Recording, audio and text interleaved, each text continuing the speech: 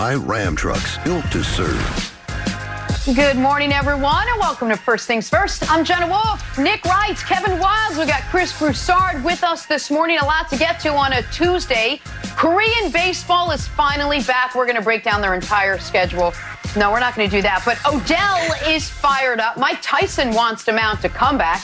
And if he played today, apparently Michael Jordan would average 305 points per game. That's where we're going to start on this Tuesday morning. Our Prime Performance, sponsored by Whole Foods Market. People are saying it. I'm just reporting it. With the Michael Jordan doc upon us, the topic of just how many points MJ could drop if he did play today. That seems to be front and center. Some are saying as many as 40 to 50 a game. Kevin Durant agrees. Kevin Durant saying Jordan would be, quote, the best player in the league today. Broussard, you had a hand in igniting this debate, this discussion. We're going to start with you. Would Jordan have averaged 40-plus points per game if he played in today's NBA? I am convinced that Michael Jordan would average 40 points a game. 50 is too much. Not quite 50, but 40 points a game. Let me count the ways, Nick Wright. Let me count the ways. Number one, it is easier than ever to get to the rim in today's NBA. And obviously, Jordan lived at the rim. The floor is spread, which makes it easier. And then defenses run you off the three-point line. They'd rather you take a two than a three. So Michael Jordan would get to the rim easily. And then when he gets there, there's no resistance. There'd be 2-3 players at the rim nowadays. When Jordan finished, there were routinely 6 and 7 guys in the paint.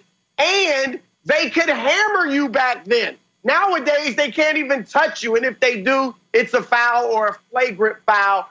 Oh, and Jordan also did that, going to the rim, scoring at the rim, during the best era of big men we've ever seen. There was Patrick Ewing, Hakeem Olajuwon, Shaquille O'Neal, David Robinson, Alonzo Mourning, Dikembe Mutombo, Mark Eaton. And you think he couldn't finish over JaVale McGee?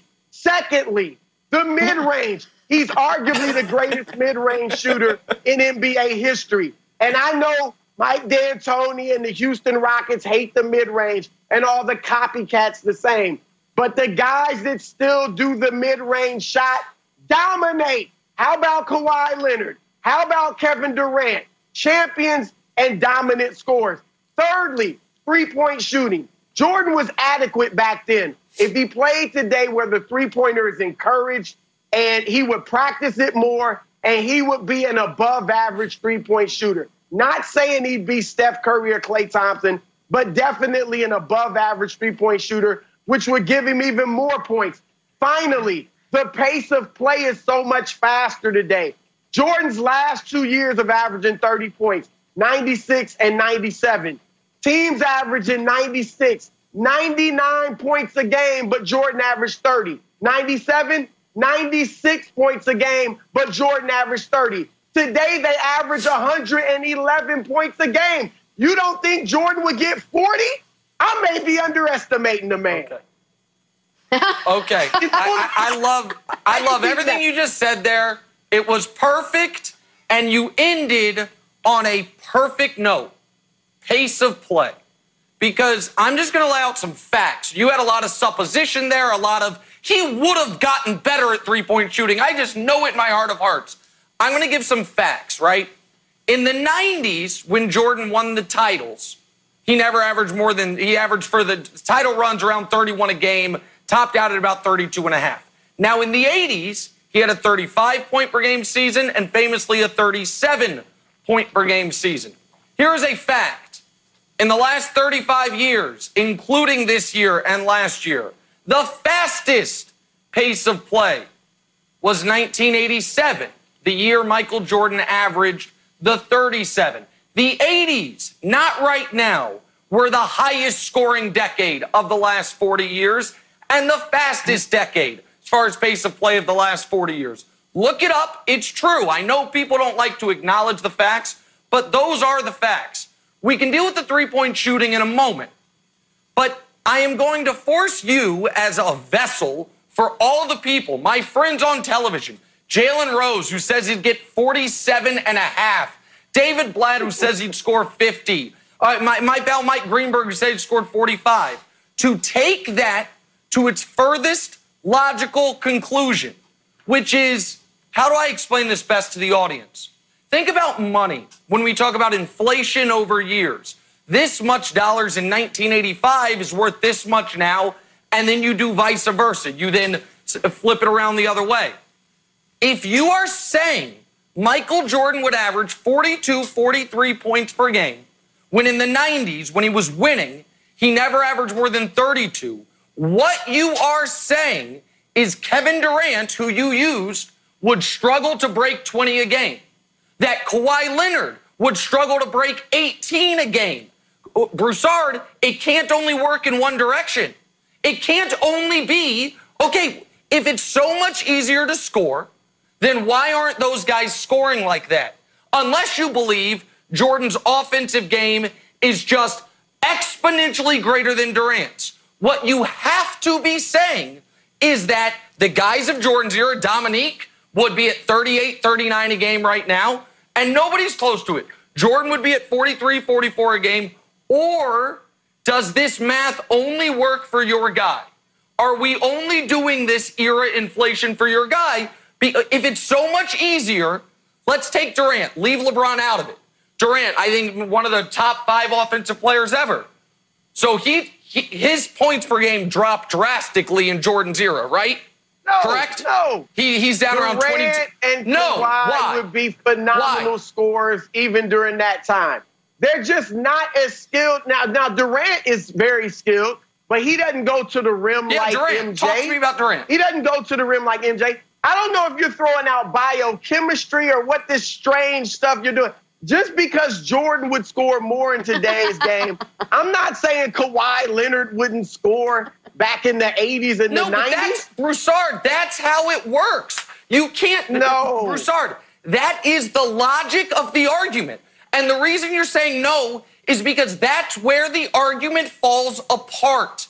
Unless you are arguing that Michael Jordan, I am not arguing Tell me Jordan why couldn't Jordan hack it in today's Tell era. me why he couldn't score that many points in today's game. Because in the James Harden scores 37. He can't get to the James Harden gets to the rim at will. 30. No, he's James Harden scores 36. Michael Jordan. Okay, 36. James Harden scores 36, did it once, and he did it on 13 three-pointers per game. Here's the full list of guys to average 35-plus in a season. Kobe once, Rick Barry once, Harden once, Jordan twice, 35 and 37, Elgin once, and, of course, Wilt 5 times. So take Wilt out of the equation. You can only take 35 shots per 100 possessions in an NBA game. Nobody's ever taken more. In fact, the only guys to take even 34 are Kobe, AI, Russ, and Jordan.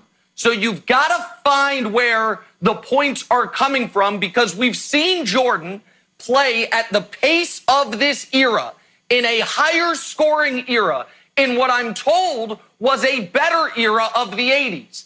And he capped out at 37. So Wilds, find it for me. Find me the extra 8 points that get him to 45 points per game.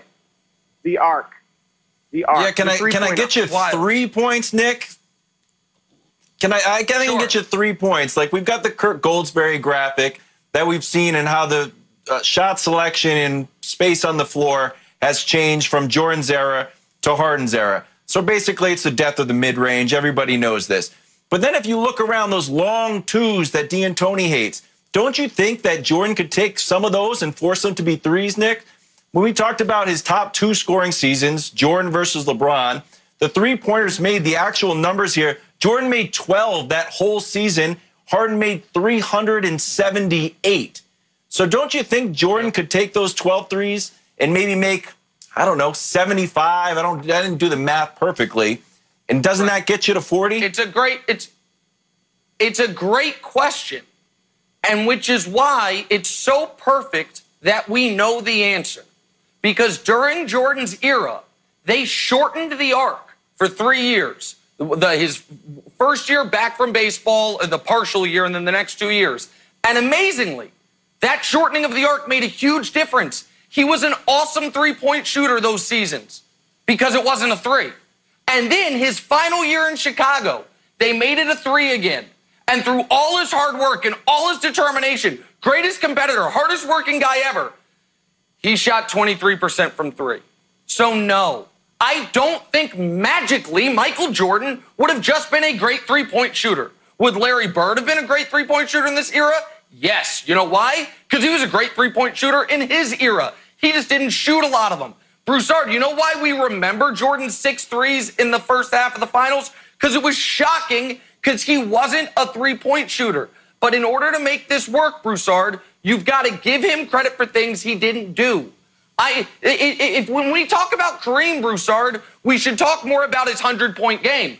People forget about that. Oh, wait, we don't do that with Kareem because it didn't happen. We only do it with Michael, Broussard, and that's the problem. No, it's as simple as this. If LeBron James played back in the 90s, he would adjust to the physicality. People that want to say, oh, LeBron would struggle because it was so physical. No, he would adjust to it and be able to take the hard hits at the rim and still attack the rim like he does now. If Michael Jordan were in the Days era, he would practice the three-pointer more. And just like when he entered the NBA and wasn't a good mid-range shooter and became arguably the best ever in the mid-range, he would have become a good three-point shooter. That's all I'm saying. Yes. The game is built. Zion Williamson, who can't shoot and just stepped into the league, is averaging like 20 points a game in 20 minutes a game. Yes. Michael Jordan couldn't score like that in today's NBA. No, I'm not. Hold on. I am not